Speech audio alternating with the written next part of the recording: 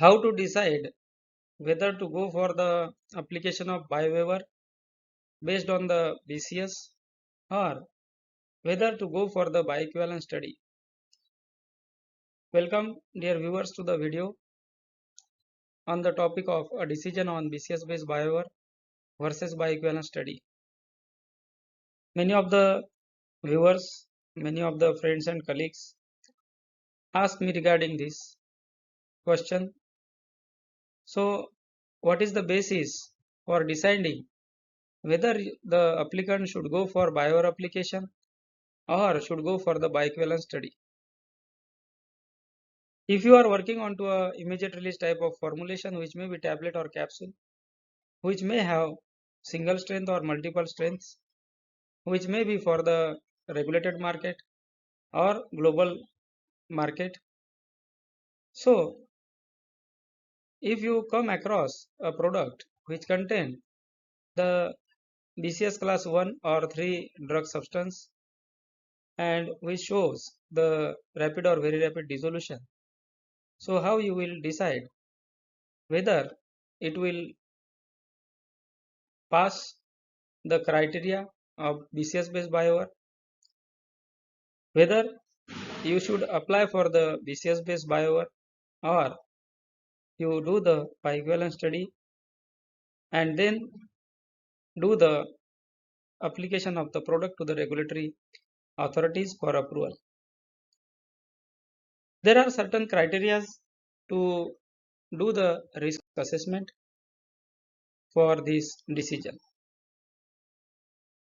BCS based Biowaivers are granted based on to the API BCS classification like BCS class 1 and 3 are given the BCS based Biowaiver formulation characteristics, formulation composition, qualitative composition and quantitative composition, dissolution, that is immediate dissolution should be there, dissolution should be rapid or very rapid, and the excipient should be similar and within certain ranges as per the guidelines.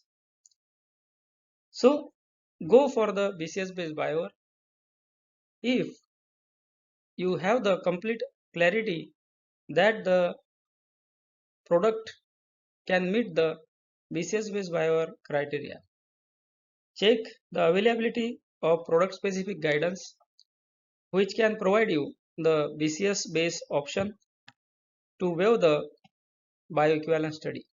Generally, from the US FDA, there are product specific guidance provided for conducting the bioequivalence studies. Also, the US FDA provides you the option of BCS based Biowaiver. So check that. Also check the product specific guidance from EMA, US FDA and other authorities. Check whether the BCS class 1 is there for the drug substance or it is 3. Whether the permeability of the drug substance is high or low. Then check the rapid or similar dissolution of the RLD versus test formulation in multimedia. It should release more than 85% of the drug within 15 minutes or 30 minutes across the pH range, that is pH 1.2, 4.5 and 6.8. Perform the solubility studies. The drug should exhibit high solubility. Study the API similarity, polymorph similarity between the reference product and the test product. There should not be more change in the composition. So excipient effect should be minimal.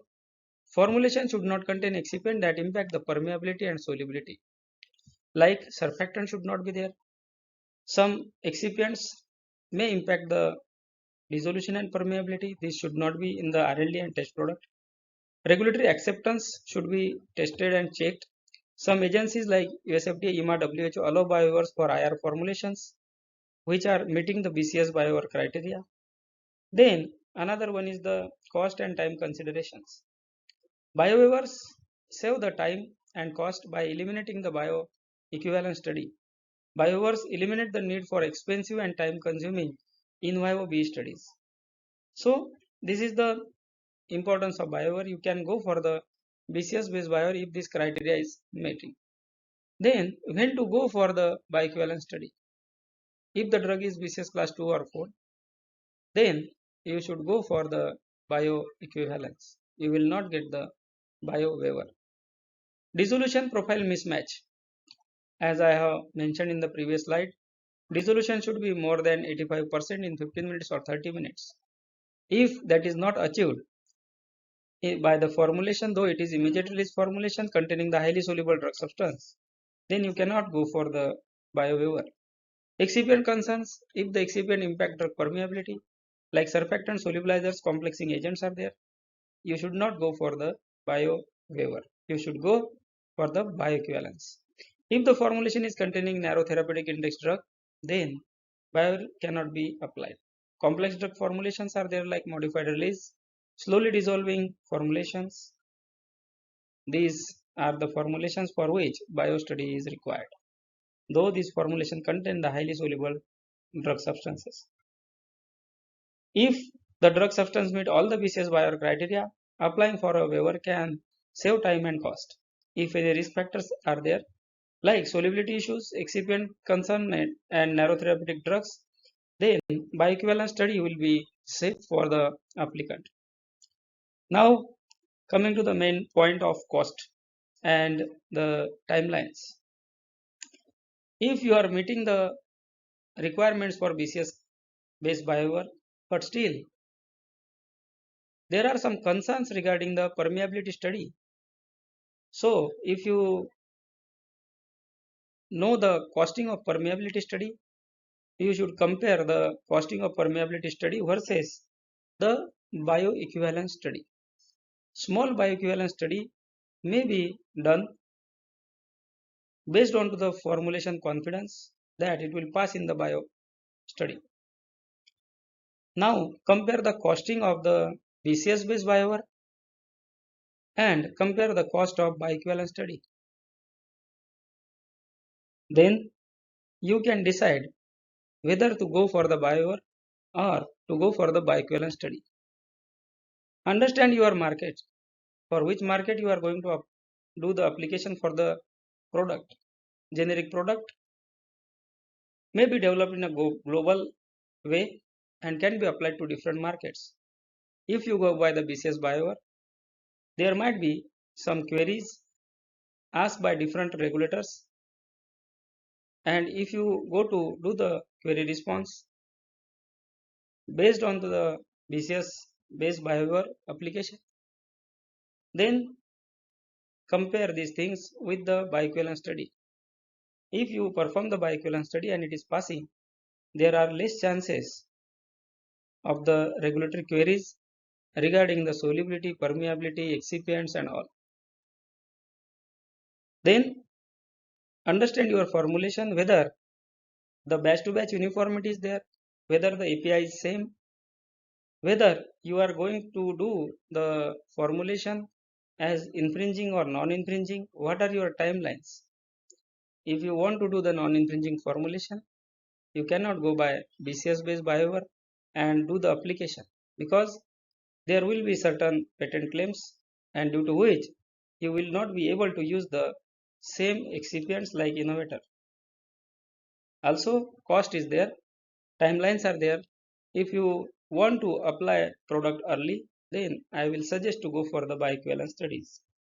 But as per my understanding, as per my experience, onto the BCS based Biowaiver applications and the product development based on the BCS based Biowaivers, if the regulatory authorities like USFDA, EMA provides the recommendation for BCS based option, then there are high chances that the product will get approved without many more queries. But if the Biowaiver application is done, there are chances that queries will be asked. You will need some more time to respond. So this is a short video on how to decide the BCS based Biowaiver versus bioequivalence study. I hope many of the viewers will get good understanding from this video. I always use my experience, knowledge and understanding to make the videos, and I want to share the experiences to my professional colleagues and the academic peoples. Also, whenever you are going for the BCS based Bioequivalence, I suggest to get a option of B studies as well, because sometimes it may happen that some regulatory authorities are providing the BCS option, but some others are not. Sometimes reference formulation may show variability, and then it may become difficult to justify the single formulation with multiple market reference formulations. So there are some challenges, there are some opportunities, and always we should be very vigilant, very clear while deciding to go for the BCS based option or to go with the BE study. Thank you for watching the video. Let's meet soon with such kind of informative video.